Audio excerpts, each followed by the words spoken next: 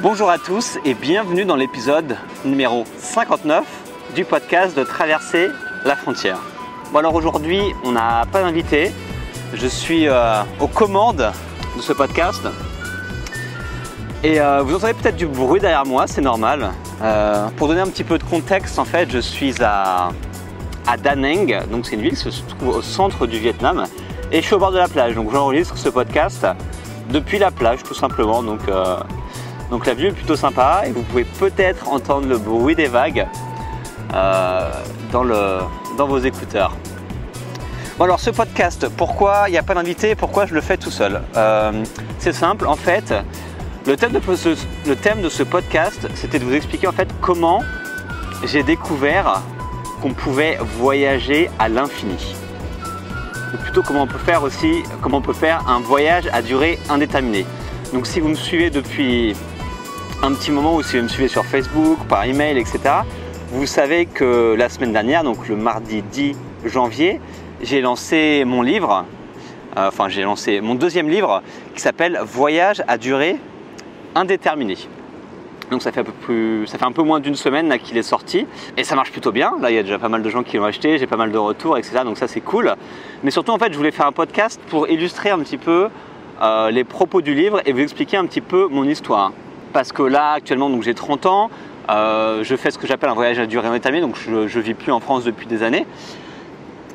Et je voulais vous expliquer quel était mon cheminement et quelles ont été un petit peu les grosses étapes et les leçons que j'ai apprises durant ces 8 dernières années. Parce que mon voyage à durée indéterminée, il ne s'est pas fait en un claquement de doigts ou il ne s'est pas fait en un voyage ou en une année. Il a pris beaucoup de temps et j'ai mis du temps aussi à réaliser que je pouvais voyager autant que je le voulais et de la façon dont je voulais.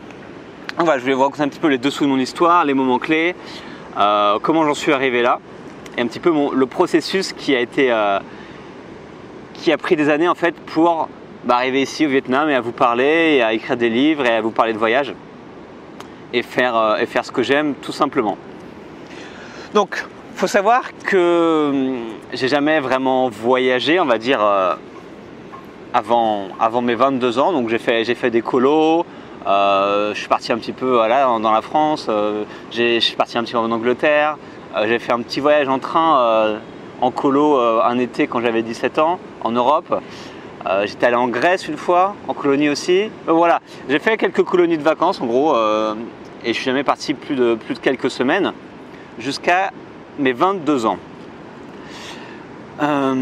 Et à mes 22 ans, en fait, si vous ne savez pas l'histoire, en fait, je suis parti en Erasmus à Bratislava, donc en Slovaquie, durant 5 mois. Et c'est ce voyage-là qui m'a un petit peu ouvert l'esprit sur c'est quoi un voyage, qu'est-ce qu'on peut apprendre en voyage.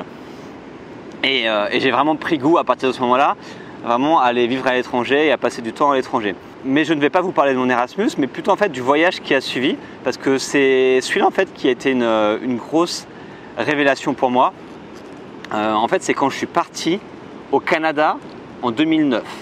Donc après ce séjour Erasmus de 5 mois, en fait, au lieu de revenir en France pour continuer mes études, donc j'étais en Master 1, en fait je vais faire un Master 2 en France, j'ai décidé de partir vivre au Canada au lieu de continuer mes études en France.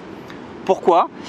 Tout simplement parce que ce séjour Erasmus m'a ouvert l'esprit et je me suis rendu compte qu'il fallait que je voyage, que j'avais besoin d'en savoir plus sur le monde, que j'avais besoin de rencontrer des gens de tous les horizons en fait.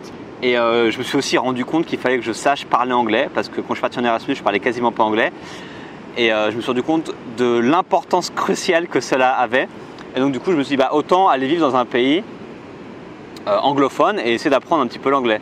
Et je me suis dit quand je reviendrai en France, moi je parlerai bien anglais, je pourrais continuer mes études et après trouver potentiellement un bon job. Donc je suis parti au Canada en 2009 avec pour objectif de savoir parler anglais, de pouvoir travailler et de pouvoir aussi voyager en Amérique du Nord parce que c'était un de mes rêves. Pas forcément le Canada, de voyager au Canada, mais de voyager aux États-Unis, c'était un de mes rêves que je voulais faire. Donc pour ça, j'ai fait ce qu'on appelle un PVT, donc un programme vacances-travail. Donc si vous ne le connaissez pas encore, il faut vous mettre à la page. Donc c'est un visa qui vous permet de voyager et de travailler pendant 1 an dans une douzaine de pays dans le monde, dont le Canada, l'Australie, la Nouvelle-Zélande, le Japon, la Colombie, le Mexique, etc. Donc j'ai fait ce PVT Et il faut savoir que je suis parti au Canada en ayant un anglais vraiment pas terrible, en ne connaissant strictement personne, en ne sachant pas ce que j'allais faire, en n'ayant pas de travail, etc. Donc je suis vraiment parti en solo, à l'inconnu, et je peux vous dire que j'avais extrêmement peur. Quand j'ai pris l'avion, je faisais genre, j'avais confiance à ma mère, parce que ma mère était vraiment assez triste de me voir partir. Elle a même pleuré quand on s'est séparés et que je devais passer la sécurité à Orly. Et moi, je faisais un petit peu genre, ouais, je suis confiant, je sais ce que je fais. Mais à l'intérieur de moi, je n'avais aucune idée de ce que j'étais en train de faire. Et j'avais l'impression de faire la plus grosse erreur de ma vie en partant comme ça, en partant de zéro dans un nouveau pays. Mais au final, il se trouve que ça s'est plutôt bien passé et je vais vous dire pourquoi. Donc en fait, au Canada, ce que j'ai fait, c'est des petits boulots. En fait, quand je suis arrivé, je suis resté dans une auberge de jeunesse pendant une semaine. Le temps de me trouver un appart, parce que ce qu'il fallait faire, en fait, la première chose, c'était vraiment de me trouver un appart, un endroit où vivre. En gros, j'avais 3 000 € d'économie quand je suis parti. C'est ce que demande l'agence d'immigration du Canada pour partir en PPT. Donc j'avais 3 000 € sur mon compte en banque, ce qui me donnait, on va dire, 2-3 mois de visibilité financière pour pouvoir manger et me loger pendant quelques mois. Donc la première chose à faire, c'est de trouver un logement. Donc j'ai trouvé assez rapidement via Craigslist, via des réseaux de voyageurs à l'auberge, etc. Donc c'était pas très compliqué. Et une fois que j'ai eu mon appartement, j'ai recherché un boulot. Et donc, en fait, je me suis rendu compte qu'il était assez simple de trouver un boulot. Donc j'étais à Toronto au Canada. Et le premier boulot que j'ai fait, je l'ai trouvé via un forum de francophones. Je crois que c'était le forum PVTiste. Il y avait quelqu'un qui disait qu'il recherchait un serveur pour une boulangerie et pâtisserie française. J'ai écrit à la fille et puis j'ai passé un entretien et puis j'ai été embauché comme ça du jour au lendemain. Donc bien sûr, après, il faut savoir qu'au Canada, le marché du travail est beaucoup plus souple qu'en France. Donc c'est-à-dire que les gens peuvent vous embaucher très rapidement, mais peuvent vous virer aussi très rapidement. Donc mon premier boulot au Canada, c'était d'être serveur. Donc c'était une sorte de boulangerie-pâtisserie française, mais où les gens en fait pouvaient manger à l'intérieur. Donc c'est pas forcément à la mode française, mais plus à la mode anglo-saxonne, où les gens peuvent commander. Ils prennent un café, des croissants, etc. Et puis ils se posent et puis ils mangent. Donc ils peuvent se poser ou prendre à emporter. Donc j'ai fait ce boulot-là pendant une semaine. Après ils m'ont viré. Donc je ne sais pas si c'était de la part d'incompétence de ma part, mais la raison officielle c'était qu'ils n'avaient pas assez de clients pour m'embaucher. Donc ils n'avaient pas besoin de moi. Donc ils m'ont viré. Donc après je me suis retrouvé encore une fois à rechercher un boulot. Donc j'ai fait 2 boulots à la fois pour la suite. Le premier boulot c'était d'être professeur de français. Pour des lycéens en fait qui sont dans le lycée français ou qui veulent apprendre le français. Donc à Toronto ça se fait beaucoup, donc là c'est encore assez simple de faire ce boulot. Tu vas voir l'organisme, tu as une journée d'orientation en gros, tu as un entretien, après ils disent ok vous êtes accepté, après tu as une journée d'orientation où ils t'expliquent un petit peu ce que vous allez faire, comment il faut le faire, comment ça va s'organiser. Et après chaque semaine tu rencontres tes étudiants pour leur donner des cours de français ou pour juste discuter avec eux en français.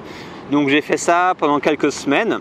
Et en parallèle de ce boulot-là, qui me prenait juste quelques heures par semaine, j'ai travaillé en fait dans un call center, donc un centre d'appel, pour faire des sondages auprès des Québécois. Donc en fait, à Toronto, les francophones sont recherchés parce que pour nos compétences en français, en fait, pour pouvoir passer des appels au Québec. Donc ce boulot-là, je l'ai fait en gros en parallèle, on va dire, c'est ce boulot dans le centre d'appel et de professeur de français, j'ai fait ça pendant 2 semaines en parallèle. Ce boulot de centre d'appel m'a saoulé super rapidement parce que je passais ma journée enfermé devant un écran à réciter des scripts auprès des Québécois. Donc tu lis ton ordinateur, en fait, tu ne peux même pas interagir avec les gens parce que dès que tu commences un petit peu à sortir du script, tu as quelqu'un qui est derrière toi qui dit non Mickaël, il faut que tu restes dans le script.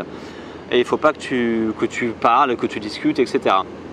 Donc j'ai trouvé ce job un des pires jobs que tu peux faire, franchement, parce que ça demande aucune créativité, tu es enfermé, c'est vraiment horrible. C'est encore, tu vas travailler dans une ferme, bah écoute, au moins tu es dehors, tu fais un truc physique, tu t'aères l'esprit, mais là tu t'enfermes en fait, tu t'enfermes l'esprit, je trouve, dans ce type de job, et c'est vraiment pas enrichissant. Donc j'ai quitté, j'ai quit comme on dit, donc j'ai démissionné au bout de 2 semaines. Et l'autre job de prof de français, en fait, je l'ai quitté parce que j'ai trouvé mon autre job après. Donc l'autre job, c'était un petit peu le boulot que j'ai bien aimé sur Toronto, au Canada. En fait, grâce à un petit peu mon réseau, en fait, mon coloc australien devait partir en vacances pendant 2 semaines et il voulait en fait, et s'il ne trouvait pas de remplaçant pour son job, il se faisait virer. Donc en gros, il m'a embauché, il m'a recommandé à ses patrons pour que je fasse son job. Et ce job, en fait, c'était de travailler dans un hôtel 4 étoiles et j'étais en fait un petit peu l'homme à tout faire, ça s'appelait un bellman. En gros, je devais ouvrir la porte, donc portier, je devais garer les voitures, donc voiturier, je devais porter les bagages des gens jusqu'à leur chambre par exemple, ou les prendre pour les mettre dans un taxi. Et j'étais aussi concierge, donc dès que les gens avaient besoin de quelque chose, ce soit d'un taxi, d'une réservation en restaurant, ou enfin, tous les besoins qu'ils avaient, on essayait de les assouvir. Et je fais ce job, en fait je me suis fait embaucher très rapidement. Non. Ah.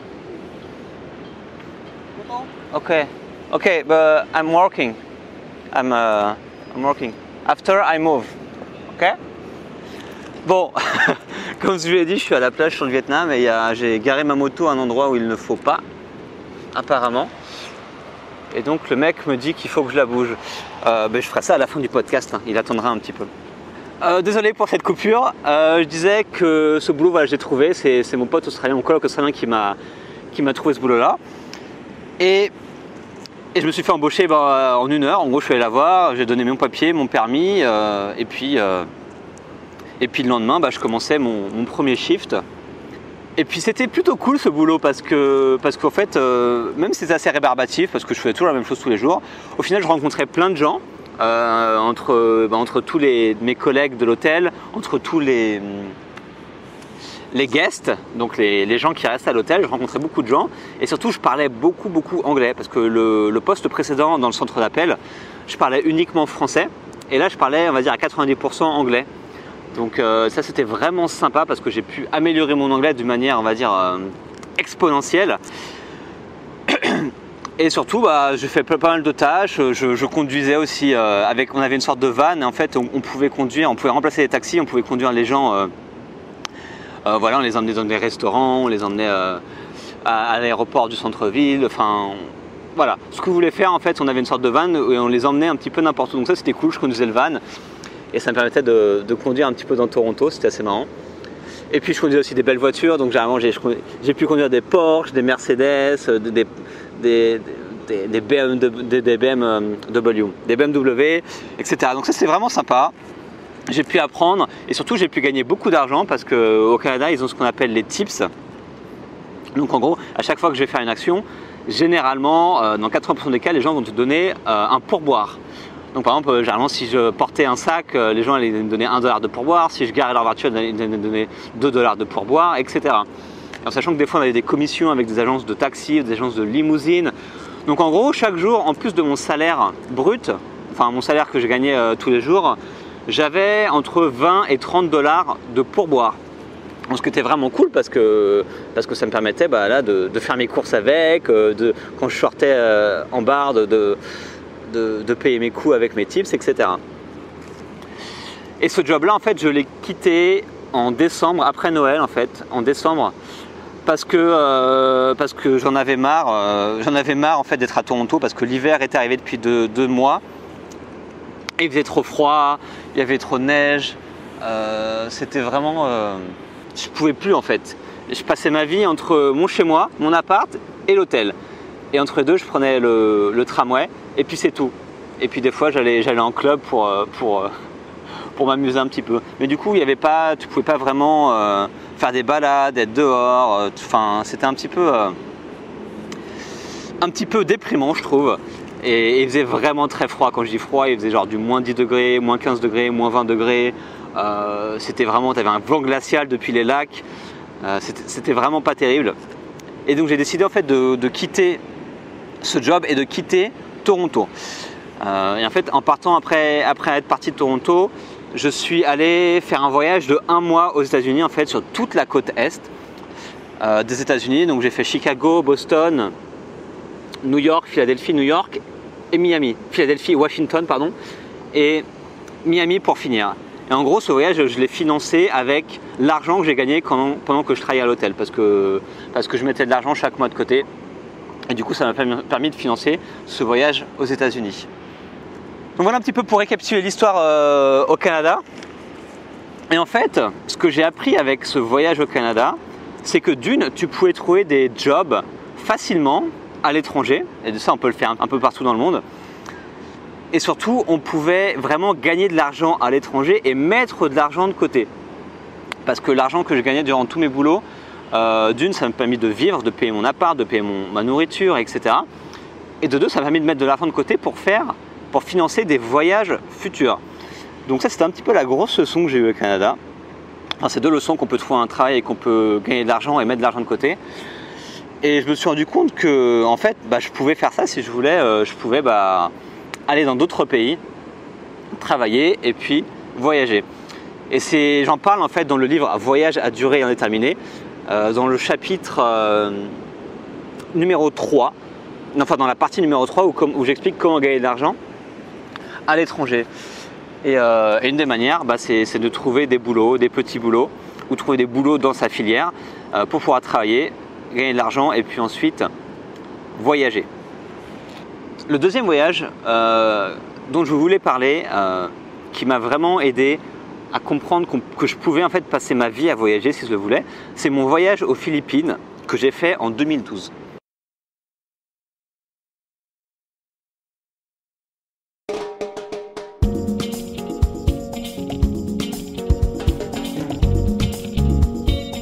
Donc en gros, avant, en venant du Canada, en fait, j'avais vécu en France pendant un an et demi pour pouvoir travailler et pour pouvoir créer mon entreprise. Donc je vais y revenir dans quelques secondes.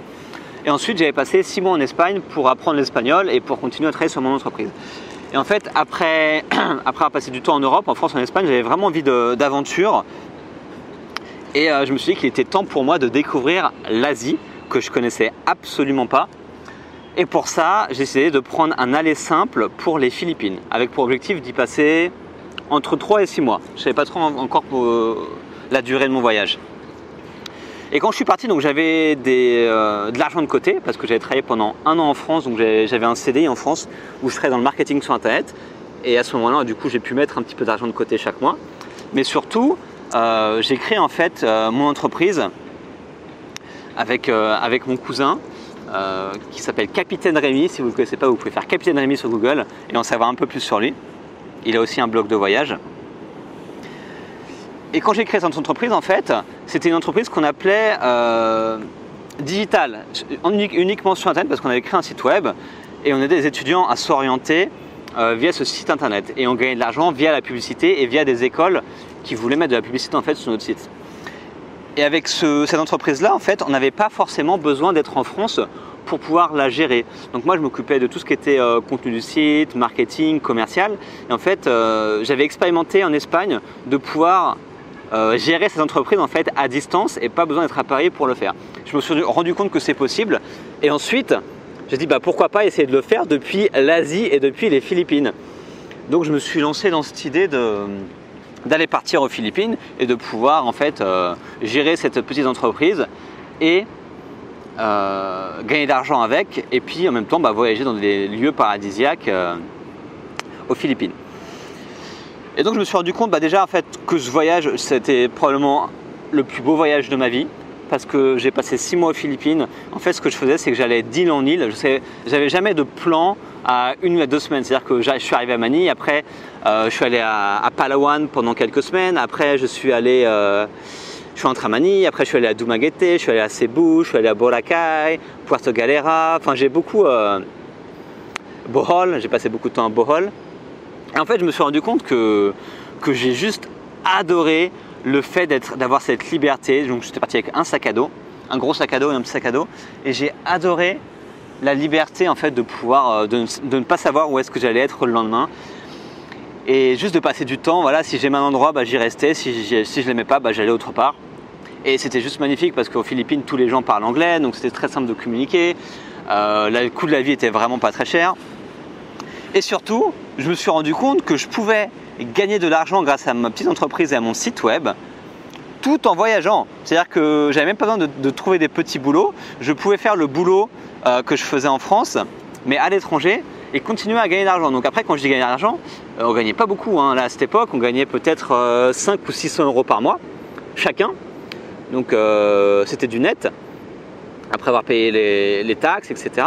Donc 500-600 euros. Donc c'est pas énorme, mais pour les Philippines, ça me permettait en fait de voyager aux Philippines. Ça me permettait de financer mon voyage, généralement mois par mois. 500-600 euros, ça me permettait en fait de vivre correctement aux Philippines. Et à côté de ça, j'avais toujours des économies en fait que j'avais gardées de mon job précédent. Donc je pouvais voyager, je pouvais travailler en même temps, et ce travail me permettait en fait de financer ce voyage. Donc c'était un petit peu la situation idéale. Mais bon, il y a un moment en fait je suis rentré, je vais vous expliquer pourquoi.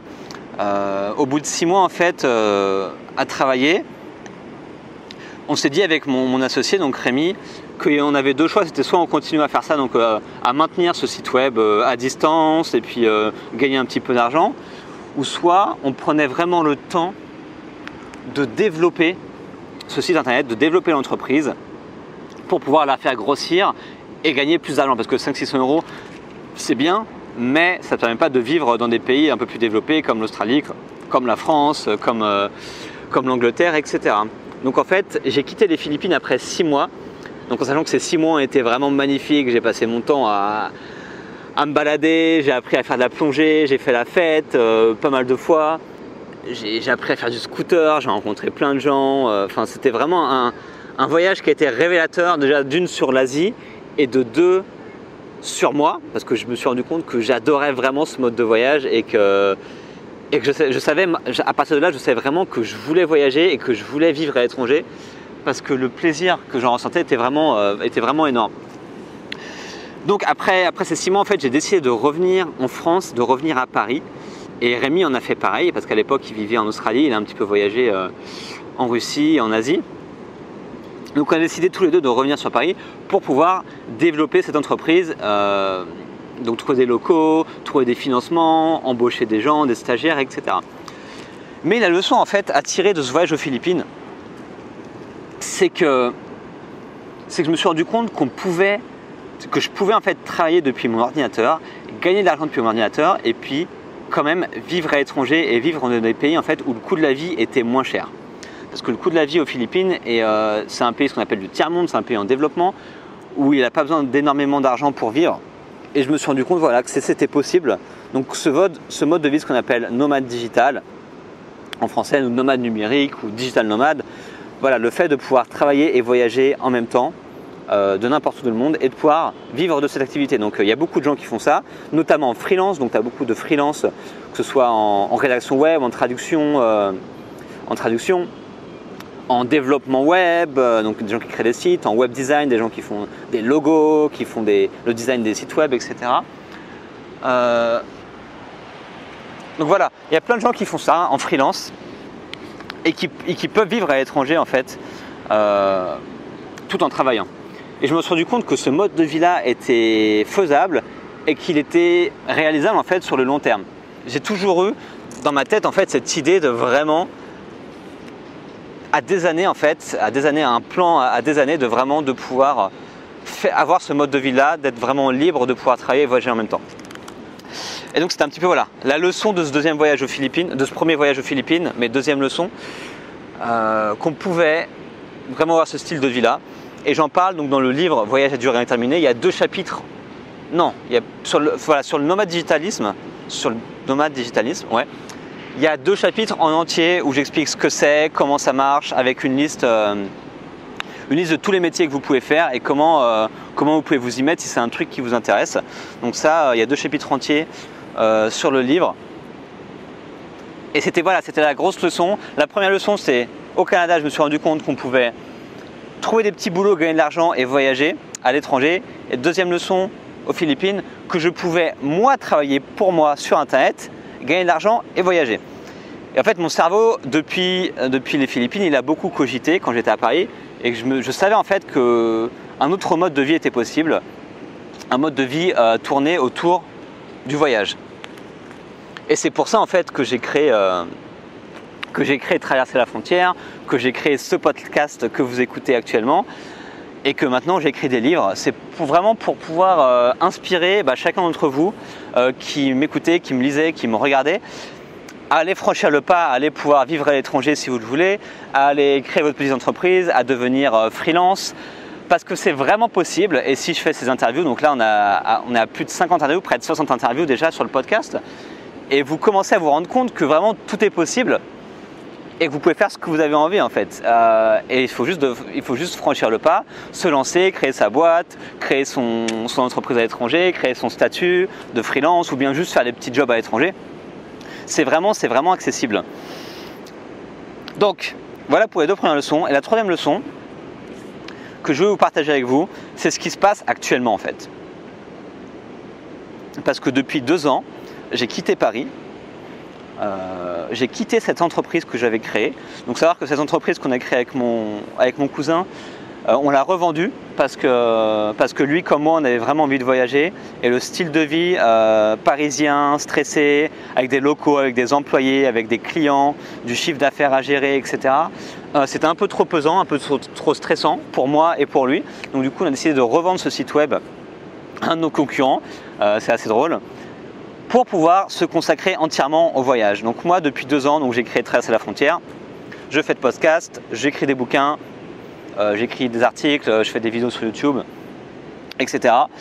Et je me suis lancé vraiment dans ce que j'appelle le voyage à durée indéterminée, c'est-à-dire que je voyage, mais je ne sais pas pendant combien de temps, je ne sais pas où est-ce que je vais aller après, je ne sais pas quand est-ce que je vais revenir, donc je prends juste des allées simples. Par exemple là, je suis au Vietnam actuellement, ça fait 1 mois et demi que je suis ici, et j'ai juste pris un aller simple, c'est-à-dire que je ne sais pas quand je reviens en France, je ne sais pas si je reste au Vietnam après mes 3 mois de visa, est-ce que je le renouvelle, est-ce que je vais en Thaïlande, est-ce que je retourne aux Philippines, est-ce que je vais en Chine, je ne sais pas ce que je fais. Et en fait, je développe depuis 2 ans ce concept de voyage à durée indéterminée et je le vis pleinement.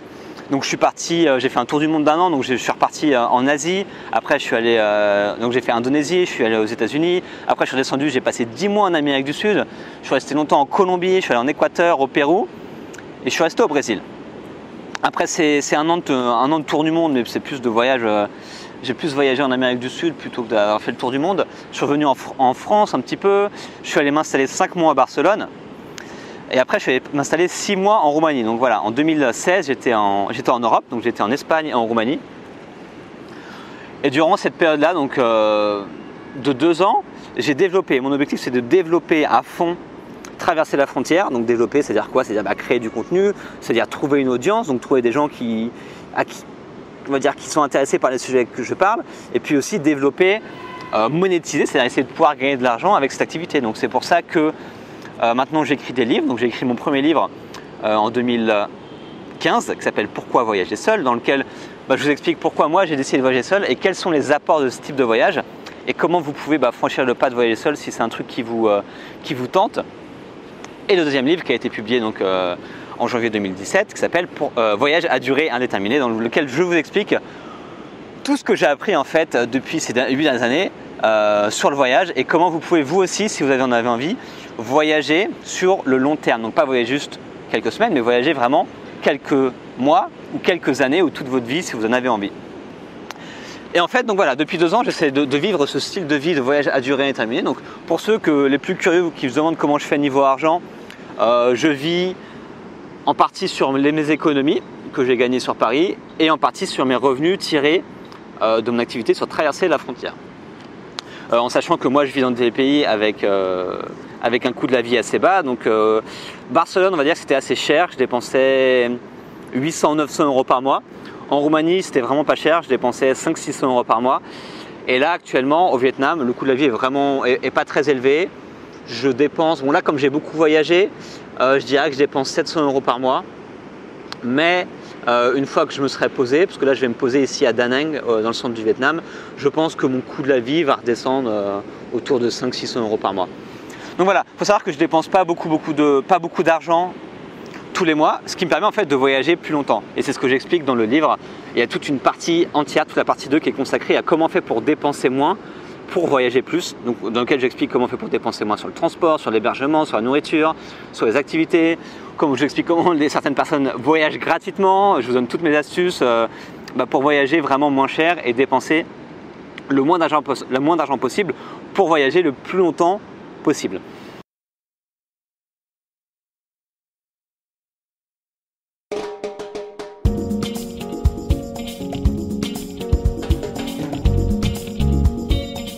Et en fait, je me rends compte depuis 2 ans, donc là je suis passé à un autre niveau, c'est-à-dire que je veux gagner des revenus toujours sur Internet, donc ce que j'ai appris aux Philippines, la leçon que j'ai appris aux Philippines, mais cette fois-ci en faisant quelque chose que j'aime et quelque chose qui me passionne. Parce qu'avant, l'entreprise qu'on avait avec Rémi, c'était sympa, mais ça ne me passionnait pas. C'est-à-dire qu'on était dans le monde étudiant, le monde des écoles, des universités, etc. C'était sympa, c'était assez intéressant, mais c'est pas un truc qui me passionnait, c'est pas un truc que je me voyais faire toute ma vie. Et là en fait, ce que je fais avec Traverser la frontière, c'est d'allier quelque chose que j'aime, c'est-à-dire le voyage, donc c'est ma passion de voyager, avec, on va dire, un style de vie, donc de vie à l'étranger, de voyage, mais surtout d'en faire un mode de vie qui soit tenable sur le long terme, c'est-à-dire un mode de vie sur lequel je peux en vivre et je peux en gagner de l'argent. Donc voilà, c'est ce que j'essaie de faire depuis 2 ans avec Traverser la frontière, donc c'est pour ça que j'écris des livres qui apportent de la valeur à ceux qui vont les lire, mais qui aussi vont m'apporter à moi un mode de rémunération pour pouvoir continuer à vivre et continuer à voyager. Et en fait, je me rends compte que c'est dur, en fait, enfin, c'est un peu bête ce que je veux dire, mais créer sa propre activité et pouvoir en vivre, c'est vraiment quelque chose qui est compliqué à faire. Ça se fait pas en un claquement de doigts, comme je vous avais expliqué avant. Ça prend du temps.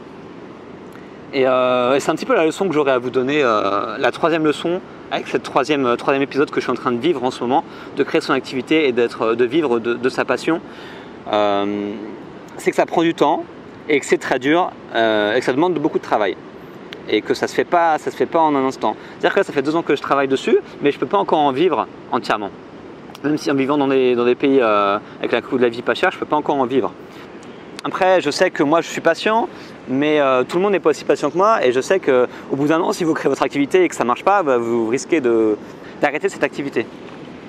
Donc voilà, c'est vraiment possible. Je rencontre toutes les semaines des personnes qui ont créé leur activité sur Internet et qui en vivent et qui voyagent, donc ça c'est vraiment possible, mais ça demande du temps et beaucoup de travail. Donc moi, quel est un peu mon objectif maintenant que j'ai découvert un petit peu avec ces 8 années de voyage, avec ces leçons apprises au cours du temps?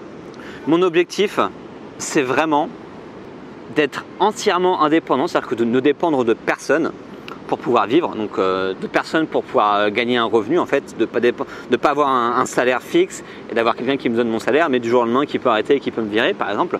Donc d'être vraiment libre au niveau de mon travail, de pouvoir gagner des revenus qui sont suffisants pour me permettre de vivre là où je veux vivre. Donc après, moi, j'ai pas des besoins énormes, donc j'ai pas besoin d'énormément d'argent. Et surtout, je vis avec un sac à dos, donc j'ai pas besoin de m'acheter une télé, j'ai pas besoin de m'acheter un canapé, une machine à laver. Enfin voilà, moi, j'ai pas besoin de tout ça. J'ai mon sac à dos, j'ai juste besoin de vêtements, de mon équipement informatique pour travailler, et puis c'est tout. Et puis surtout, ce que je pense qui est le plus important, et ce que j'ai réalisé récemment, c'est que j'avais vraiment envie de faire quelque chose qui me plaît et de pouvoir faire quelque chose autour de cette passion du voyage. Parce que c'est ça que j'aime, c'est ça qui me passionne, c'est ça qui me fait lever le matin. C'est-à-dire que voilà, ce matin je me suis levé à 6h30, je me suis dit bah voilà, il faut que j'aille à la plage, il faut que j'aille faire mon podcast. Et je ne suis pas allé en rechignant, tu vois, j'ai pris un moto, j'ai conduit à la plage, enfin j'ai conduit ma moto jusqu'à la plage, là je me suis posé et je fais le podcast et ça me fait plaisir de vous parler et j'ai pris du plaisir à préparer le podcast et ça va me faire plaisir de vous donner ce contenu et de vous aider peut-être dans votre cheminement pour votre voyage à durée indéterminée si c'est quelque chose qui vous intéresse. Donc voilà, ça c'est quelque chose d'important et que je me suis rendu compte, il me faut de l'envie pour me lever le matin, voilà, il me faut quelque chose qui me plaît et voilà, voyager et partager ma passion du voyage, c'est un truc qui me plaît vraiment et c'est quelque chose que je veux faire pour les prochaines années à venir. Donc voilà, on verra, je vous tiendrai au courant de comment ça se passe à ce niveau-là, notamment à la fin de la saison 3 du podcast. Je ferai probablement un petit bilan du podcast et de ce qui se passe avec moi. Mais en tout cas, je voulais vous faire, on a combien de temps on a 35 minutes, donc du coup on arrive à la fin du podcast. Voilà, à partir de ces 3 leçons, donc au Canada, aux Philippines et maintenant depuis 2 ans ce voyage à durée indéterminée où je développe Traverser la frontière, j'ai vraiment découvert qu'on peut voyager à l'infini. C'est une question de volonté principalement. C'est-à-dire qu'il y a une question de volonté de pouvoir faire des petits boulots pour pouvoir économiser de l'argent ou de pouvoir travailler en France sur un vrai boulot, pouvoir mettre beaucoup d'argent de côté. C'est la volonté de pouvoir de créer un site web et de pouvoir en vivre. C'est la volonté de créer, d'écrire des livres, de créer un podcast et de créer sa propre activité ou d'être freelance pour pouvoir en vivre. C'est beaucoup de volonté, beaucoup de travail. Et c'est à la portée de tout le monde. En étant français, vous avez la chance de pouvoir avoir des revenus élevés en France. Vous avez la chance de pouvoir avoir des visas un peu partout dans le monde, des visas comme le PVT, des visas de travail. Vous pouvez travailler en Europe, partout en Europe. Voilà, donc c'est assez simple pour nous. Vous pouvez aller voyager dans beaucoup de pays sans avoir besoin de visa. Là, je suis au Vietnam, je peux avoir un visa de 3 mois qui me coûte $50, enfin 50 € très facilement et le renouveler pour 50 €. Donc c'est possible de rester ici. Alors que pour plein de nationalités, il y a plein de personnes qui ne peuvent pas le faire. Donc voilà, en étant français, on a vraiment la chance de pouvoir d'avoir beaucoup de moyens de partir, beaucoup de moyens de gagner de l'argent. Donc c'est à votre portée si vous pouvez le faire. Franchement, c'est une question de volonté principalement et c'est pas une question d'argent. Et c'est ce que j'explique en fait dans Voyage à durée indéterminée. En fait, je vous donne tous les outils nécessaires pour que vous puissiez partir. Je vous donne tout ce que j'ai appris depuis 8 ans pour que vous puissiez partir, pour que vous puissiez franchir le pas. Parce que c'est vraiment à votre portée et moi j'ai envie de vous voir partir. C'est vraiment ça mon ambition avec ce livre, mon ambition avec le blog, mon ambition avec le podcast, c'est de vous voir partir. Et j'ai de plus en plus de personnes qui m'envoient des emails, qui ont lu mes bouquins ou qui ont écouté le podcast, qui me disent « Ah bah merci Mickaël, là, je suis parti en solo » ou là des gens qui m'écrivent qui veulent monter leur activité en freelance, etc. Donc c'est vraiment génial. Et je vous incite vraiment à écouter tous les podcasts, à réécouter tous les podcasts, à acheter le livre Voyage à durée indéterminée, à lire tous les articles que j'écris. Tout ce que je fais, c'est partager mon vécu et partager le vécu des autres. Et voilà, toutes les options possibles et inimaginables sont dans Voyage à durée indéterminée. Après, comme je vous explique, en gros, c'est que c'est un processus qui prend du temps. Moi, ça m'a pris, on va dire, entre 5 et 6 ans pour vraiment réaliser que c'était possible et à partir de là que j'ai pu commencer à traverser la frontière. Donc ça prend du temps. Mais en gros, moi, ce que je vous offre, c'est une sorte de raccourci, si vous voulez. C'est une sorte de toutes les astuces que j'ai appris. Un raccourci, vous n'avez pas besoin d'attendre, on va dire, 5-6 ans que moi j'ai passé à galérer et à vraiment découvrir tout ça. Vous pouvez juste acheter le livre et avoir toute mon expérience et gagner ces 5-6 ans, si vous voulez, de galère et passer directement au voyage. En plus de ça, je vous explique, il y a la partie 4 du livre en fait que je trouve vraiment génial, c'est que je vous explique comment planifier un voyage, toutes les procédures administratives, comment rester en santé, rester en bonne santé en voyage, comment rester en sécurité, comment rencontrer des gens. Enfin, je vous donne vraiment toutes mes astuces pratiques et de vie pour pouvoir vivre un voyage qui sera réussi en fait. Et puis c'est tout, hein. Moi mon job c'est pas de vous vendre le livre, là c'était vraiment de vous parler de mon expérience et comment j'en suis arrivé là aujourd'hui et comment j'ai pu retranscrire toute mon expérience et toutes mes astuces dans le livre. Donc moi ce que je vous invite à faire, c'est que si le livre vous tente ou si vous dites que c'est quelque chose qui peut vous intéresser, il suffit en fait d'aller sur le blog traverserlafrontière.com, vous allez voir sur la page d'accueil. Vous allez voir livre Voyage à durée indéterminée, vous cliquez dessus et vous aurez toutes les informations sur tous les chapitres, des témoignages, comment l'acheter. Donc vous pouvez l'acheter en livre papier bien sûr. Ce que je vous recommande si vous êtes en France ou en Europe, achetez le livre papier parce qu'il est vraiment joli et il sera plus simple à lire. Sinon il est disponible en Kindle, donc Amazon Kindle, ou il est disponible en PDF et même en EPUB pour ceux qui ont des liseuses style Kobo. Donc peu importe où vous soyez dans le monde, vous pouvez acheter le livre, donc en format papier ou en format électronique. Il est franchement pas cher, en prix normal pour un livre. Le format électronique est à 9 € et le format papier est à 17,90 €. Donc franchement, c'est rien, comme j'aime à dire, c'est un resto. Je veux dire, la prochaine fois que vous faites un resto, n'allez pas au resto acheter le bouquin. Parce que le resto, c'est de la gratification de court terme, vous allez être content, vous allez être ventre rempli, vous allez être fait plaisir, mais le livre, ça va être de la gratification de long terme. C'est quelque chose qui va vous apporter vraiment de la valeur sur le long terme et du bonheur sur le long terme. Si le voyage vous intéresse, si la vie à l'étranger vous intéresse, préférez acheter le livre que d'aller au resto. C'est aussi simple que ça, c'est le conseil que je donne. gratification de court terme, vous la mettez de côté pour le resto et vous préférez acheter un bouquin qui peut vraiment vous apporter de la valeur pour vous, pour votre vie en fait. Il faut savoir que le livre, j'ai mis 1 an à l'écrire. Donc c'est pas un livre que j'ai fait en quelques mois. Enfin voilà, c'est un livre qui a été pensé, qui a été édité, qui a mis du temps à être fait et les premiers retours sont juste géniaux. J'ai plein de gens qui m'envoient des photos avec le livre, qui m'envoient des premiers témoignages. Vous pouvez aller sur Amazon, les premiers témoignages commencent à tomber et les gens sont vraiment contents d'avoir acheté le livre. Donc si vous pensez que le livre peut vous apporter des réponses, des solutions, de l'inspiration, courez l'acheter sur Amazon. Vous allez sur traverserlafrontière.com, vous allez voir sur la page d'accueil, le livre est là. Ou si vous voulez juste me remercier pour tout le contenu que je mets en avant depuis 2 ans, parce qu'il faut savoir que le podcast que je vous présente, il est entièrement gratuit. Moi, je prends mon temps et de l'argent pour héberger les fichiers, etc. Ça me coûte de l'argent et ça me coûte beaucoup de temps de le faire le podcast, mais je vous demande pas d'argent et je vous demanderai jamais d'argent. C'est un truc que je veux faire pour partager ma passion. Mais si vous voulez juste peut-être me rendre l'appareil, vous pouvez acheter le livre si ça vous dit. Et moi, ça me fera super plaisir. Et surtout, ce qui me fera encore plus plaisir, c'est que si vous achetez le livre, envoyez-moi un email pour me dire ce que vous avez pensé du livre et de me donner vos retours sur le livre. Ça me fera encore plus plaisir de savoir ce que vous en pensez et de savoir que ça vous a aidé en fait vraiment à franchir le pas. Donc voilà, c'est tout pour ce podcast. On va se quitter. Moi, je vais faire mon petit tour sur la plage, je vais aller marcher. Je vais essayer de prendre une photo là d'où je suis, comme ça vous pourrez voir sur le blog. Sur Traverser la frontière, vous pourrez voir d'où est-ce que j'ai fait le podcast. En tout cas, 2017 arrive. J'espère que ça va être une très belle année pour vous. Moi, je sais que j'ai plein d'objectifs, j'ai plein de voyages que je veux faire, plein de trucs que je veux faire avec Traverser la frontière. Donc, ça va être une année super riche. Donc voilà, je suis super motivé. Je continue le podcast, je continue le blog, je vais faire des vidéos. Je vais écrire un nouveau bouquin cette année. Je ne sais pas encore le sujet, mais je vais vous le dire prochainement. Et puis voilà, superbe année à vous. Merci de me faire confiance et d'écouter ces podcasts juste au bout. Ça me fait vraiment plaisir. Et puis on se retrouve prochainement pour le prochain épisode. Allez, bonne journée et à bientôt. Ciao.